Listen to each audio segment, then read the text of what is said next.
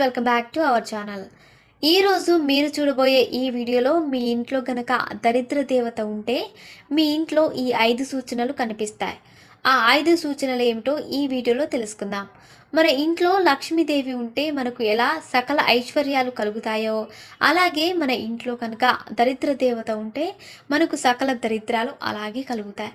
అంతేకాకుండా లక్ష్మీదేవి ఎలా పాల సముద్రంలో నుంచి పుట్టిందో, అలాగే దరిద్ర దేవత అయిన అష్టలక్ష్మీదేవి కూడా అలాగే పాల సముద్రం నుంచి పుట్టింది. ఈ అలక్ష్మీదేవికి కారం మరియు పుల్లటి వస్తువులంటే చాలా ఇష్టం. అందుకే మన ఇంటిలోకి అలక్ష్మీ దేవత రాకుండా మన ఇంటి ముందు గుమ్మానికి నిమ్మకాయలను, ఎండుమిరపకాయలను కట్టుకుంటాం.